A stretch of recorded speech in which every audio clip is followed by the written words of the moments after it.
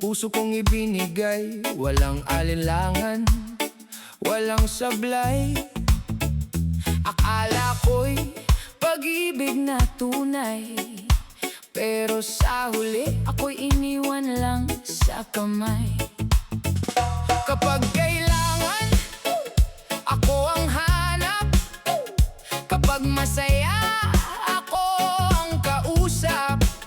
Pero kapag nakuha na ang gusto, bigla na lang akong